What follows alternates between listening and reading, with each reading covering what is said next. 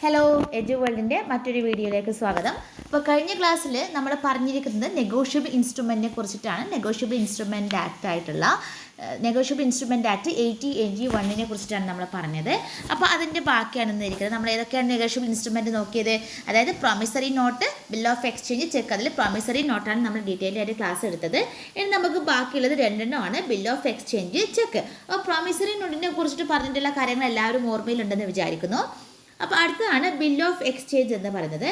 അപ്പം നമുക്ക് നോക്കാം എന്താ ബിൽ ഓഫ് അക്നോളജ്മെൻറ്റ് എന്ന് പറയുന്നത്, അല്ലെങ്കിൽ ബിൽ ഓഫ് എക്സ്ചേഞ്ച് എന്ന് പറയുന്നത്. അപ്പോൾ bill of exchange is an instrument in writing containing an unconditional order signed by the maker directed a certain person to pay a certain sum of money only to or the order of a certain person or the bearer of the instrument. അപ്പോൾ അതിൽ തന്നെ പറയട്ടെ, നമ്മൾ negotiable ഇൻസ്ട്രുമെൻറ്റിനെ കുറിച്ചിട്ട് പറയുന്ന section എന്ന് പറയുന്നത് section 5 ആണ്. ആരും മറന്നു പോകരുത്. സെക്ഷൻ 5 ആണ് നെഗോഷ്യബിൾ ഇൻസ്ട്രുമെൻ്റ് ആക്ടിലുള്ള ബിൽ ഓഫ് എക്സ്ചേഞ്ച് ഡീൽ ചെയ്യുന്നത്. എന്താ പറഞ്ഞിരിക്കുന്നത്? Bill of exchange. Bill of exchange bill of എക്സ്ചേഞ്ചിൻ്റെ സെക്ഷൻ ഏതാണ്? സെക്ഷൻ 5 ആണ് ബിൽ ഓഫ് എക്സ്ചേഞ്ചിൻ്റെ സെക്ഷൻ എന്ന് പറയുന്നത്. സോ ബിൽ ഓഫ് എക്സ്ചേഞ്ച് എന്ന് പറയുന്നത് ഇറ്റ്സ് എ റിട്ടൺ അക്നോളജ്മെൻറ്റ്. ഒരു റിട്ടൺ അക്നോളജ്മെൻ്റ് ആണ്. ഒരു റിട്ടൺ അക്നോളജ്മെൻ്റ് ആണ് ഓഫ് എ ഡെപ്റ്റ് drawn by the creditor upon the debtor. എന്താണ്? അതായത് ക്രെഡിറ്റർ ആണ് യൂഷ്വലി ഈ ബിൽ ഓഫ് എക്സ്ചേഞ്ച് എന്താ പറയുന്നത് പ്രിപ്പയർ ചെയ്യുന്നത്. ക്രെഡിറ്റർ ആണ് ആരാണ് ഈ ബിൽ ഓഫ് എക്സ്ചേഞ്ച് പ്രിപ്പയർ ചെയ്യുന്നത്. ഇവിടെ നോക്കൂ, 3 months after the date pay to Ram or order the sum of 1000 rupees for the value received. അപ്പം ഇവിടെ എനിക്ക് ആ പൈസ തരണം, എനിക്ക് ആ പൈസ തരണം എന്ന് പറഞ്ഞുകൊണ്ട് ഇപ്പോൾ എ എന്ന് പറയുന്ന ഒരു വ്യക്തി ബി എന്ന് പറയുന്ന അവർക്ക് ഗുഡ്സ് സോൾവ് ചെയ്തിട്ടുണ്ടെങ്കിൽ ഈ എ ആണ് എന്ത് ചെയ്യുന്നത്? ഈ ഗുഡ്സ് ഈ ഒരു ബിൽ ഓഫ് എക്സ്ചേഞ്ച് പ്രിപ്പയർ ചെയ്ത് എനിക്ക് ഇത്ര രൂപ ഇന്ന് ഡേറ്റിൽ അല്ലെങ്കിൽ ഇത്ര രൂപ തരണം എന്ന് പറഞ്ഞ് എന്താണ് പ്രിപ്പയർ ചെയ്യുന്നത്, അല്ലെങ്കിൽ ആ ഒരു ബിൽ ഓഫ് എക്സ്ചേഞ്ച് പ്രിപ്പയർ ചെയ്യുന്ന ആരാണ്? ക്രെഡിറ്റർ ആണ്, അല്ലെങ്കിൽ ഡ്രോയർ ആണ്, അല്ലെങ്കിൽ എന്താണ് മേക്കർ ആണ്. സോ യൂഷ്വലി ഈ ഒരു ബിൽ ഓഫ് എക്സ്ചേഞ്ച് എന്ന് പറഞ്ഞാൽ ഒരു അൺകണ്ടീഷണൽ ഓർഡർ ആണ്. അവിടെ എന്ത് ചെയ്യാൻ വേണ്ടി പല എത്ര പൈസ തരണം, നീ എനിക്ക് ഇത്ര പൈസ തരണം എന്ന് പറഞ്ഞുകൊണ്ട് എന്താണ് മേക്ക് ചെയ്തതാണ്. അവിടെ എന്താണ് വേറെ യാതൊരുവിധ കണ്ടീഷൻസും ഉണ്ടാകാൻ വേണ്ടിയിട്ട് പാടില്ല എന്നാണ് പറയുന്നത്. ഇപ്പോൾ ഫോർ എക്സാമ്പിൾ എന്ന് പറഞ്ഞാൽ ഞാൻ എ എന്ന് പറയുന്ന ഞാൻ ബി എന്ന് പറയുന്ന ഒരാൾക്ക് എന്തിനടുത്ത് ഗുഡ്സ് ക്രെഡിറ്റിന് കൊടുക്കുന്നു, അല്ലെങ്കിൽ ഗുഡ്സ് എന്താണ് ക്രെഡിറ്റിന് കൊടുക്കുമ്പോൾ എന്താ പറയുന്നത്? ഞാൻ എന്ത് ചെയ്യുന്നു? ഈ ബിൽ ഓഫ് എക്സ്ചേഞ്ച് അല്ലെങ്കിൽ ബില്ലെന്ന് പറയുന്നത് ഞാൻ പ്രിപ്പയർ ചെയ്യുന്നു. ഞാൻ പ്രിപ്പയർ ചെയ്തിട്ട് എന്ത് ചെയ്യുന്നു? ഡെപ്റ്റർ ആയിട്ടുള്ള ബിക്ക് സെൻഡ് ചെയ്യുന്നു. ഡെപ്റ്റർ ആയിട്ടുള്ള ബിക്ക് അത് സെൻഡ് ചെയ്യുന്നു. സോ അപ്പോൾ ഈ നമ്മൾ സെൻഡ് ചെയ്യുന്നത് വരെ ഈ ബിൽ ഓഫ് എക്സ്ചേഞ്ചിനെ നമ്മൾ എന്താ പറയും? ഡ്രാഫ്റ്റ് എന്നാണ് പറയുന്നത്. ഞാനൊരു ഡ്രാഫ്റ്റ് ഉണ്ടാക്കുന്നു. അതായത് എ എന്ന് പറയുന്ന എൻ്റെ കയ്യിൽ നിന്ന് ബി എന്ന് പറയുന്ന ഒരാൾ, അപ്പോൾ ബി എന്നൊരു പറയുന്ന ഒരാൾ സാധനം വാങ്ങിക്കുന്നു. എങ്ങനെ വാങ്ങിക്കുന്നു? കടത്തിന് വാങ്ങിക്കുന്നു. സോ ഞാനാണ് എന്ത് ചെയ്യുന്നത്? ഈ ബിൽ ഓഫ് എക്സ്ചേഞ്ച് പ്രിപ്പയർ ചെയ്യുന്നത്. അപ്പോൾ ഇത്ര പൈസയുടെ ഗുഡ്സാണ് അവൻ വാങ്ങിച്ചത്. സോ ഇത്ര പൈസ 10000 രൂപയുടെ ഗുഡ്സാണ് അവൻ വാങ്ങിച്ചത്. സോ 10000 രൂപ തരണമെന്ന് പറഞ്ഞ് ഞാനാണ്, ഡ്രോവറാണ്, മേക്കറാണ്, ക്രെഡിറ്ററാണ് അത് പ്രിപ്പയർ ചെയ്തത്. സോ ഇത് പ്രിപ്പയർ ചെയ്ത് ഞാൻ എന്തായിരിക്കും? ഇതിന് ഡെപ്റ്റർക്ക് ഞാൻ കൊടുക്കും. അപ്പോൾ ഡെപ്റ്റർക്ക് ഇത് കൊടുക്കുന്നത് വരെ ആ ഒരു ലീഫ് അല്ലെങ്കിൽ ആ ഒരു അക്നോളജ്മെൻറ്റിൻ്റെ പേരെന്ന് പറയുന്നത് ബിൽ ഓഫ് എക്സ്ചേഞ്ച് എന്നല്ല, അതിനെ നമ്മളെന്ത് പറയും? ഡ്രാഫ്റ്റ് എന്ന് പറയും.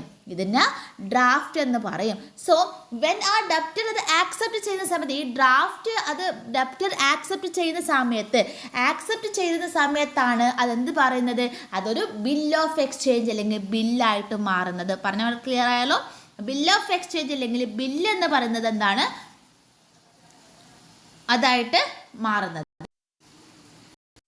അപ്പോൾ ഇപ്പോൾ ക്ലിയർ ആയാലും എന്താണ് ബിൽ ഓഫ് എക്സ്ചേഞ്ച് എന്ന് പറയുന്നത്? സോ ബിൽ ഓഫ് എക്സ്ചേഞ്ച് എന്ന് പറയുന്നത്, അതായത് ബിൽ ഓഫ് എക്സ്ചേഞ്ച് പ്രിപ്പയർ ചെയ്യുന്നത് ക്രെഡിറ്റർ ആണ്.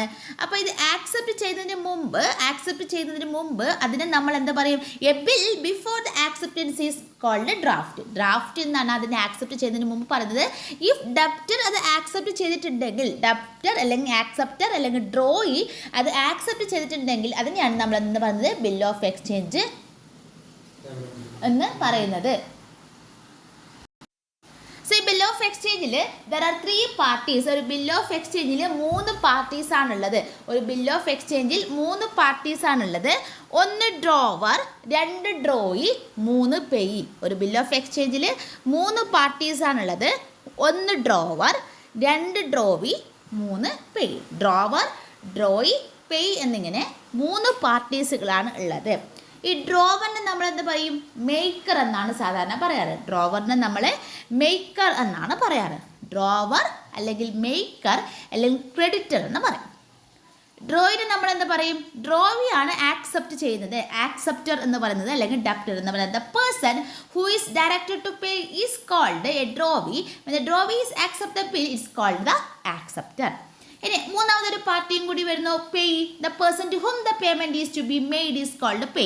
അപ്പം എന്താണ്? ആർക്ക് ചിലപ്പോൾ പേയ് എന്ന് പറഞ്ഞാൽ വേറെ ഒരാളായിരിക്കാം. Either it may be the creditor or any other person received by the amount. അതായത് പേയ് എന്ന് പറയുന്നത് ഒന്നിക്കിൽ അത് ക്രെഡിറ്റർ ആവാം, അല്ലെങ്കിൽ എന്താ പറയാം, എനി അതർ പേഴ്സൺ ആ എമൗണ്ട് റിസീവ് ചെയ്താൽ അതെങ്ങനെയായിട്ട് മാറും? ഇപ്പോൾ എ എന്ന് പറയുന്ന ഞാൻ ബിക്ക് എന്താണ് സാധനങ്ങൾ കൊടുക്കുന്നു. സോ ഞാൻ എന്ത് പറയുന്നുണ്ട്? അപ്പോൾ ഞാനെന്ന് പറയുന്ന ആ വ്യക്തി ഇത് പ്രിപ്പയർ ചെയ്തിട്ട് ബിക്ക് കൊടുക്കുന്നു. ബി അത് ആക്സെപ്റ്റ് ചെയ്യുന്നു. അത് ബിൽ ഓഫ് എക്സ്ചേഞ്ച് ആയി മാറുന്നു. അപ്പോൾ ഈ ബിക്ക് വേണമെങ്കിൽ എനിക്കും പൈസ തരാം, അല്ലെങ്കിൽ ഞാൻ നിർദ്ദേശിക്കുന്ന സി എന്ന് പറയുന്ന ഒരാൾക്കും വേണമെങ്കിൽ ആ ഒരു ബിൽ ഓഫ് എക്സ്ചേഞ്ചിൽ ആ പൈസ കൊടുക്കാവുന്നതാണ്. അപ്പോൾ അങ്ങനെ കേൾക്കുന്ന സമയത്ത് പേയ് എന്ന് പറഞ്ഞാൽ ഐദർ ക്രെഡിറ്റർ ആവാം, അല്ലെങ്കിൽ ക്രെഡിറ്റർ നിർദ്ദേശിക്കുന്ന ഒരാളാവാം. അങ്ങനെ ബിൽ ഓഫ് എക്സ്ചേഞ്ചിൽ എന്താണ് 3 പാർട്ടീസാണുള്ളത്. ആ 3 പാർട്ടീസ് ബിൽ ഓഫ് എക്സ്ചേഞ്ചിൽ 3 പാർട്ടീസ് ഉണ്ടെന്ന് പറയുന്ന സെക്ഷനാണ് section 7 of negotiable instrument act എന്ന് പറയുന്നത്. Section 7 of negotiable instrument act അനുസരിച്ചാണ് ഈ ബിൽ ഓഫ് എക്സ്ചേഞ്ചിൽ 3 പാർട്ടീസ് ഉള്ളത്. അത് drawer, drawee or pay. Clear ആണല്ലോ? സോ അപ്പം നമ്മൾ ഇങ്ങനെ ചിലപ്പോൾ ക്വസ്റ്റ്യൻ ചോദിക്കാം, what is the initial step of the process of bill of exchange? Bill of എക്സ്ചേഞ്ചിൻ്റെ ഇനീഷ്യൽ പ്രോസസ്സ് എന്താണ്? ബിൽ ഓഫ് എക്സ്ചേഞ്ചിൻ്റെ ഇനീഷ്യൽ പ്രോസസ്സ് എന്താണെന്ന് ചോദിച്ചാൽ നമ്മൾ എന്താ പറയും? ഡ്രാഫ്റ്റ് ആണ്. ഒരു ബിൽ ഓഫ് എക്സ്ചേഞ്ചിൻ്റെ ഇനീഷ്യൽ പ്രോസസ്സ് എന്താണെന്ന് ചോദിച്ചാൽ നമ്മൾ എന്താ പറയും? ഡ്രാഫ്റ്റ് എന്ന് പറയും. ഡ്രാഫ്റ്റ് എന്ന് പറയും. സോ നമ്മൾ അപ്പോൾ നമ്മൾ ഇത്ര പറഞ്ഞാൽ ക്ലിയർ ആയല്ലോ. ഇനി നമ്മൾ ഡേയ്സ് ഓഫ് ഗ്രേസ് നമ്മൾ പറഞ്ഞു. പ്രോമിസറി നോട്ടിൻ്റെ കേസിൽ നമ്മൾ ഡേയ്സ് ഓഫ് ഗ്രേസ് പറഞ്ഞു. അതേപോലെ എന്താണ് ബിൽ ഓഫ് എക്സ്ചേഞ്ചിൻ്റെ കേസിലും എന്താണ് ഡേയ്സ് ഓഫ് ഗ്രേസ് എന്ന് പറയുന്നത് അപ്ലിക്കബിൾ ആണ്. ബിൽ ഓഫ് എക്സ്ചേഞ്ചിൻ്റെ കേസിലും ഡേയ്സ് ഓഫ് എന്താണ് ഗ്രേസ് അപ്ലിക്കബിൾ ആണ്. സോ ഈ ഒരു ബില്ല് എന്താണ് നമ്മൾ ഡ്യൂ ഡേറ്റിനാണ് പേ ചെയ്യുന്നുണ്ടെങ്കിൽ A bill payable on the due date due date ഏതാണ് ഡ്യൂ ഡേറ്റ്? ഇപ്പോൾ ഈ ഒരു എന്താണ് അതായത് 17/2015 ഇത് പേ ചെയ്യുന്നുണ്ടെങ്കിൽ ഇതിന് നമ്മൾ ബിൽ മെച്ചൂർഡ് എന്ന് പറയും. എന്ത് പറയും? ബിൽ മെച്ചൂർഡ് എന്ന് പറയും. ഇതിന് നമ്മൾ ബിൽ മെച്ചൂർഡ്. ഡ്യൂ ഡേറ്റിനാണ് നമ്മൾ പേ ചെയ്യുന്നുണ്ടെങ്കിൽ ബിൽ മെച്ചൂർഡ് എന്ന് പറയും. ഈ ഡ്യൂ ഡേറ്റിനേക്കാളും മുൻപെയാണ് സപ്പോസ് ഞാനിത് പേ ചെയ്യുന്നത് നവംബർ 1 വിചാരിക്കാം. നവംബർ 1 അല്ലെങ്കിൽ എന്താ പറയുന്നത്, ഇതിനെ നമ്മൾ എന്ത് പറയും? അല്ലെങ്കിൽ നവംബർ 1 പറഞ്ഞാൽ നവംബർ 1 നമ്മൾ ഇത് പറഞ്ഞിട്ടുണ്ടെങ്കിൽ ഞാൻ എന്ത് പറയും? അതിന് ബിൽ റിട്ടേർഡ് എന്ന് പറയും. അതായത് a bill payable on the due date. Due ഡേറ്റിനാണ് ബില്ല് കൊടുക്കുന്നതെങ്കിൽ അത് ബിൽ മെച്ചൂർഡ് എന്നും, ഡ്യൂ ഡേറ്റിന് മുൻപാണ് ബില്ല് പേ ചെയ്യുന്നുണ്ടെങ്കിൽ അതിനെ ബിൽ റിട്ടയർഡ് എന്നും പറയും. ബിൽ റിട്ടയർഡ് എന്നും കൂടി പറയും. ഓക്കെ. അപ്പം നമ്മൾ എന്ത് ചെയ്യും? ഈ നമ്മൾ മെച്ചൂരിറ്റി ഡേറ്റിന് മുൻപേ ബില്ല് പേ ചെയ്ത് കഴിഞ്ഞാൽ ഈ ഡ്രോവർ എന്ന് പറയുന്ന വ്യക്തി അല്ലെങ്കിൽ ക്രെഡിറ്റർ എന്ന് പറയുന്ന വ്യക്തി ചിലപ്പോൾ ചിലർ ഡിസ്കൗണ്ട് കൊടുക്കാം. ഡിസ്കൗണ്ട് കൊടുക്കണമെന്ന് നിർബന്ധമില്ല, ബട്ട് മേ ബി ഡിസ്കൗണ്ട് കൊടുക്കാം, അല്ലെങ്കിൽ ഡിസ്കൗണ്ട് കൊടുക്കാതിരിക്കാം. എന്താ? അപ്പോൾ ഡിസ്കൗണ്ട് കൊടുത്തു കഴിഞ്ഞാൽ ബില്ല് ഡ്യൂ ഡേറ്റിന് മുൻപേ പേ ചെയ്തു. അപ്പോൾ പ്രോംപ്റ്റ് പേയ്മെൻറ്റിന് വേണ്ടിയിട്ട് ഇയാൾ ഈ പറയുന്ന ഡ്രോവർ എന്തെങ്കിലും ഒരു ഡിസ്കൗണ്ട് കൊടുത്തു കഴിഞ്ഞാൽ അതിന് നമ്മൾ റിബേറ്റ് എന്ന് പറയും. എന്താണ് റിബേറ്റ്? എന്താ റിബേറ്റ് എന്ന് പറഞ്ഞാൽ when drawer gives discount for paying the bill before the maturity or prompt payment is called എന്താണ്? അതിന് നമ്മൾ റിബേറ്റ് എന്നാണ് പറയുക. ക്ലിയർ അല്ലേ? നമുക്ക് ഇതിൻ്റെ എസെൻഷ്യൽ ഫീച്ചേഴ്സ് നോക്കാം. It must be in writing. ഇതെന്താണ്? ഇത് കറക്റ്റായിട്ട് പഠിച്ചോളണം. ഇതെന്താണ് റൈറ്റ് എഴുതപ്പെട്ടിട്ടുള്ളതാണ്. പിന്നെ എന്താണ്? It must be contain and order to pay. ഇതൊരു ഓർഡറാണ്. നിങ്ങൾ എനിക്ക് തരുമോ അല്ലെങ്കിൽ അല്ല, നിങ്ങൾ തരണം എന്ന് പറഞ്ഞിട്ടാണ് കൊടുക്കുന്നത്. ഇറ്റ് ഈസ് എൻ ഓർഡറാണ്. That should be unconditional. യാതൊരു വിധത്തിലുള്ള കണ്ടീഷൻസും അവിടെ ഉണ്ടാകാൻ വേണ്ടി പാടില്ല. It requires 3 party. നമ്മൾ ഓൾറെഡി പഠിച്ചു കഴിഞ്ഞാൽ drawer, drawee and pay. The parties must be certain. Parties എന്ന് പറയുന്നത് സർട്ടൻ ആയിരിക്കണം, വാല്യൂ ആയിരിക്കാൻ വേണ്ടി പാടില്ല. അതേപോലെ എന്തായിരിക്കണം? It must be signed by the drawer. Drawer അതിൽ എന്ത് ചെയ്യണം? സൈൻ ചെയ്തിരിക്കണം. The sum payable must be certain. അതിൻ്റെ എമൗണ്ട് എന്ന് പറയുന്നത് certain ആയിരിക്കണം. It must be contained and order to pay money only. പണത്തിൻ്റെ മാത്രമല്ല, പണത്തിൻ്റെ ഡീലിങ്സ് മാത്രമേ നടത്താൻ വേണ്ടി പാടുള്ളൂ, അല്ലാതെ യാതൊരു വിധ അതർ ഡീലിങ്സുകൾ നടത്താൻ വേണ്ടി പാടില്ല. പിന്നെന്താണ് the formalities like number, date, place, consideration etcetera usually found in an instrument through they are not essential in law but a bill must be affixed with the necessary stamp. അപ്പോൾ ഇവിടെ എന്താ പറയുന്നത്, ഇവിടെ എന്ന് പറയുന്നത് എന്താണ്, നമ്മൾ ഡേറ്റ്, പ്ലേസ്, കൺസിഡറേഷൻ ഇതൊക്കെ സാധാരണ ഇൻസ്ട്രുമെൻറ്റിൽ കാണാറുണ്ട്. But as per the law അതെന്തല്ല, അത് അത്രയും അത്യാവശ്യമുള്ള ഒരു കാര്യങ്ങൾ അല്ല എന്നാണ് നമ്മൾ പറയുന്നത്. ഇനി നമുക്ക് നോക്കാം. നമ്മൾ ആദ്യം പ്രോമിസറി നോട്ട് പഠിച്ചില്ലേ അല്ലേ? പ്രോമിസറി നോട്ട് എല്ലാവരുടെ മൈൻഡിൽ ഉണ്ടാവുമെന്ന് വിശ്വസിക്കുന്നു. സോ ഈ പ്രോമിസറി നോട്ടും ബിൽ ഓഫ് എക്സ്ചേഞ്ചും തമ്മിലുള്ള വ്യത്യാസം എന്താണെന്ന് ചോദിച്ചാൽ നമുക്ക് പറയാം, പ്രോമിസറി നോട്ടിൽ 2 പാർട്ടീസ് മാത്രമേ ഉള്ളൂ. ബിൽ ഓഫ് എക്സ്ചേഞ്ചിൽ എത്ര പാർട്ടീസ് ഉണ്ട്?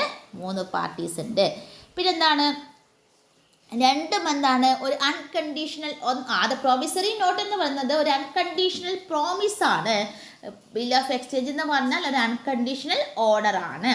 പിന്നെന്താ പറയുന്നത്, the maker of the note is debtor and he himself undertake to pay. ഇതാ എന്താണ് പറയുന്നത്, ഈ പ്രോമിസറി നോട്ടിന്റെ മേക്കർ ആണ് ആരാണ്? ഡെപ്റ്റർ ആണ്. അയാൾ ഞാൻ കൊടുക്കാമെന്ന് സമ്മതിക്കുന്നതാണ്. പക്ഷേ ഇവിടെ എന്ന് പറയുന്നത് ക്രെഡിറ്റർ ആണ്. ക്രെഡിറ്ററുടെ ഓർഡർ ആണ്. You have to pay certain sum of money എന്ന് പറയുന്നത് ക്രെഡിറ്ററുടെ ഓർഡർ ആണ് എന്നാണ് പറയുന്നത്. ഇനി ഇവിടെ എന്ന് പറഞ്ഞാൽ എന്താണ്, മേക്കറുടെ ലാബിലിറ്റി എന്ന് പറഞ്ഞാൽ, മേക്കറുടെ ലാബിലിറ്റി പ്രോമിസറി നോട്ടിൽ മേക്കറുടെ ലാബിലിറ്റി എന്ന് പറഞ്ഞാൽ പ്രൈമറി ആൻഡ് അബ്സല്യൂട്ട് ആണ്. ഇവിടെ ഡ്രോവറുടെ കേസിൽ എന്താണ്, സെക്കൻഡറി ആൻഡ് അൺകണ്ടീഷണൽ ആണ്. A note cannot be made payable on the maker himself. A note cannot be made payable to the maker himself. മേക്കർക്ക് തന്നെ അത് കൊടുക്കാൻ വേണ്ടി പറ്റില്ല. ബട്ട് ബില്ലെന്ന് പറഞ്ഞാൽ എന്തായിരിക്കണം, ഡ്രോയി അല്ലെങ്കിൽ പേ എന്ന് പറഞ്ഞാൽ എന്താണ്, സെയിം പേഴ്സൺ ആയിരിക്കും. അപ്പോൾ ഇതൊക്കെയാണ് നമ്മൾ പ്രോമിസറി നോട്ടിൽ ബിൽ ഓഫ് എക്സ്ചേഞ്ചിൽ നമ്മൾ പഠിക്കുന്നത്. എന്താ പറയുന്നത്, there are certain number of bill of exchange, there are many types of bill of exchange. അതിലൊന്നാണ് നിങ്ങളെല്ലാവരും കേട്ടിട്ടുണ്ടാവും, ഈ CSABക്കൊക്കെ പ്രധാനപ്പെട്ട് ചോദിക്കുന്ന ബില്ലാണ് ഡിമാൻഡ് ബിൽ. ഒന്നാമത്തെ ബില്ലാണ് ഏതാണ്, ഡിമാൻഡ് ബിൽ. ഒന്നാമത്തെ ബില്ല് ഏതാണ്, ഡിമാൻഡ് ബിൽ. എന്താ ഡിമാൻഡ് ബിൽ എന്ന് പറഞ്ഞാൽ, പേബിൾ ഓൺ ഡിമാൻഡ്. എപ്പോൾ ആവശ്യപ്പെടുന്നു അപ്പോൾ കൊടുക്കണം. പേബിൾ ഓൺ ഡിമാൻഡ് എപ്പോഴാണോ ഞാൻ ആവശ്യപ്പെടുന്നത്, ഇന്ന് തന്നെ പറയാൻ പറഞ്ഞാൽ ഇന്ന് തന്നെ തരണം, നാളെ തരാൻ പറഞ്ഞാൽ നാളെ തന്നെ തരണം. അങ്ങനെ എപ്പോഴാണോ നമ്മൾ പേ ചെയ്യുന്നത് അപ്പോഴാണ് നമ്മൾ ടൈം ബില്ല് ഡിമാൻഡ് ബില്ല് എന്ന് പറയുന്നത്. നെക്സ്റ്റ് ബില്ലാണ് ടൈം ബിൽ ഓർ യൂസൻസ് ബിൽ എന്ന് പറഞ്ഞാൽ. നെക്സ്റ്റ് ആണ് യൂസൻസ് ബിൽ ഓർ ടൈം ബിൽ. എന്താ യൂസൻസ് ബിൽ ഒരു ടൈം ബിൽ എന്ന ടൈം പറഞ്ഞിട്ടുണ്ടാവും, ഒരു സ്പെസിഫിക് ഡേറ്റ് പറഞ്ഞിട്ടുണ്ടാവും. ഒരു സ്പെസിഫിക് ഡേറ്റ് നമ്മൾ സ്റ്റിപ്പുലേറ്റ് ചെയ്ത് പറഞ്ഞിട്ടുണ്ടെങ്കിൽ അതിനെയാണ് ടൈം ബിൽ ഓർ യൂസൻസ് ബിൽ എന്ന് പറയുന്നത്. അവിടെ എന്താണ്, ഡേയ്സ് ഓഫ് ഗ്രേസ് എന്ന് പറയുന്നത് അപ്ലിക്കബിൾ ആണ്. നെക്സ്റ്റ് ആണ് ഡോക്യുമെൻ്ററി ബിൽ. അടുത്ത ബില്ലാണ് ഡോക്യുമെൻ്ററി ബിൽ. എന്താ ഡോക്യുമെൻ്ററി എന്ന് പറഞ്ഞാൽ, എല്ലാ ഡോക്യുമെൻറ്റ്സും ഇൻക്ലൂഡ് ആയിട്ടുള്ള ബില്ലുകളാണ് ഡോക്യുമെൻ്ററി ബിൽ എന്ന് പറയുന്നത്. ഇനി ക്ലീൻ ബിൽ എന്ന് പറയുന്നതോ, ഇതിനെന്താ, സപ്പോർട്ടീവ് ഡോക്യുമെൻറ്റ്സ് യാതൊരുവിധ ബില്ലോ ക്ലീൻ ആണ്, യാതൊരുവിധ സപ്പോർട്ടീവ് ഡോക്യുമെൻറ്റ്സും ഇല്ല. എല്ലാം ഉള്ളത് എല്ലാ ഡോക്യുമെൻറ്റ്സ് ഉള്ളത് ഡോക്യുമെൻ്ററി ബില്ലെന്നും, യാതൊരുവിധ ഡോക്യുമെൻറ്റ്സ് സപ്പോർട്ടീവ് ഡോക്യുമെൻറ്റ്സ് ഇല്ലാത്തത് ക്ലീൻ ബില്ലാണ്. സോ ക്ലീൻ ബിൽ എന്ന് പറഞ്ഞാൽ കുറച്ച് എന്താണ്, റിസ്ക്കിയാണ്. നെക്സ്റ്റ് ആണ് അക്കോമഡേഷൻ ബിൽ അല്ലെങ്കിൽ കൈറ്റ് ബിൽ എന്നൊക്കെ പറയുന്നത്. എന്താണ് അക്കോമഡേഷൻ ബിൽ, അല്ലെങ്കിൽ നമ്മളതിന് അക്കോമഡേഷൻ ബിൽ എന്ന് പറയും, അല്ലെങ്കിൽ നമ്മളതിനെ കൈറ്റ് ബിൽ എന്ന് പറയും, ഓർ വിൻഡ് ബിൽ എന്ന് പറയും, അല്ലെങ്കിൽ ഫിക്റ്റീഷ്യസ് ബിൽ എന്ന് പറയും, ഓർ ക്രോസ് ഫയർ എന്ന് പറയും. അപ്പം എന്താ പറയുന്നത്, it is drawn and accepted without any genuine trade transaction. യാതൊരുവിധ ജെനുവിൻ ട്രേഡ് ട്രാൻസാക്ഷൻസും ഇല്ലാതെ ഒരു ഫ്രണ്ട്ഷിപ്പിൻ്റെ പേരിലൊക്കെ ഡ്രോൺ ചെയ്ത ബില്ലുകളെയാണ് നമ്മൾ എന്ത് പറയുന്നത്, അക്കോമഡേഷൻ ബിൽ. അക്കോമഡേറ്റ് ചെയ്യുന്നു. KITE bill, wind bill, fictitious bill, or cross fire. Next ബില്ലാണ് ഇൻലാൻഡ് ബിൽ. എന്ന് പറഞ്ഞാൽ എന്താ, ഇൻലാൻഡ് എന്ന് പറഞ്ഞാൽ ഡൊമസ്റ്റിക് ട്രേഡിന് വേണ്ടിയിട്ട് ആക്സെപ്റ്റ് ചെയ്യുന്ന ബില്ലുകളാണ് ഇൻലാൻഡ് ബിൽ എന്ന് പറയുന്നത്. സോ അപ്പോൾ എന്താണ്, പുറത്ത് ഔട്ട്സൈഡ് ഇന്ത്യക്ക് പുറത്താണെങ്കിൽ അതെന്തായും ഫോറിൻ ബില്ലായിട്ട് മാറും. പിന്നീടുള്ളത് സപ്ലൈ ബില്ലാണ്. ഗവൺമെൻറ് ഡിപ്പാർട്ട്മെൻറ്റ് സപ്ലൈയേഴ്സും ഡ്രോൺ ചെയ്ത ബില്ലുകളാണ് നമ്മൾ എന്തെന്ന് പറയുന്നത് സപ്ലൈ ബിൽ അല്ലെങ്കിൽ അങ്ങനെ പറയുന്നത്. സോ നമ്മളെന്ത് പഠിച്ചത്, ബിൽ ഓഫ് എക്സ്ചേഞ്ച് ആണ്. അപ്പോൾ ഓർത്ത് വെക്കുക, ബിൽ ഓഫ് എക്സ്ചേഞ്ച് പറയുന്നത് സെക്ഷൻ 5 നെഗോഷ്യബിൾ ഇൻസ്ട്രുമെൻ്റ് ആക്ടിലാണ്. അപ്പോൾ it is an unconditional order ആണ്. സോ ഇതെന്താണ്, bill of exchange before acceptance അല്ലെങ്കിൽ അത് എന്താണ് ഇനീഷ്യൽ സ്റ്റെപ്പ് എന്ന് പറഞ്ഞാൽ എന്താണ്, ഡ്രാഫ്റ്റ് ഡ്രാഫ്റ്റ് ആക്സെപ്റ്റ് ചെയ്യുമ്പോഴാണ് ബിൽ ഓഫ് എക്സ്ചേഞ്ച് ആയിട്ട് മാറുന്നത്. 3 പാർട്ടീസ് ആണ് നമ്മൾ പറഞ്ഞു, ഡ്രോവർ, ഡ്രോയി, പേ എന്ന് പറഞ്ഞു. അതേപോലെ ഡേയ്സ് ബിൽ ഓഫ് എക്സ്ചേഞ്ചിൽ അപ്ലിക്കബിൾ ആണ്. ബിൽ അതായത് ബിൽ പേബിൾ ഓൺ ഡ്യൂ ഡേറ്റിനാണ് ഒരു ബിൽ പേ ചെയ്യുന്നുണ്ട്. അതായത് ബിൽ മെച്ചോർഡ് എന്നും ബിഫോർ ഡ്യൂ ഡേറ്റ് ആണെങ്കിൽ അതിനെ ബിൽ റിട്ടേൺ എന്ന് പറയും. ഡ്യൂ ഡേറ്റിന് പേ ചെയ്യുമ്പോൾ അല്ലെങ്കിൽ പ്രോംപ്റ്റ് പേയ്മെൻറ്റ് ചെയ്യുന്ന സമയത്ത് ക്രെഡിറ്റർ എന്ത് ചെയ്യും, ഒരു ഡിസ്കൗണ്ട് കൊടുക്കും ഡെപ്റ്റർക്ക്. അതിന് നമ്മൾ റിബേറ്റ് എന്നാണ് പറയുക. അതേപോലെ ഇൻ കേസ് ഒരു ബില്ല് ഡീഫോൾട്ട് സംഭവിച്ചു കഴിഞ്ഞാൽ, പേയ്മെൻറ്റിൽ ഡീഫോൾട്ട് സംഭവിച്ചു കഴിഞ്ഞാൽ ബിൽ ഡിസോണർഡ് എന്ന് പറയും. പിന്നെ നമ്മൾ പഠിച്ചത് ടൈപ്സ് ഓഫ് ബില്ലാണ്. ഇന്നത്തെ ക്ലാസ് എല്ലാവർക്കും മനസ്സിലായി.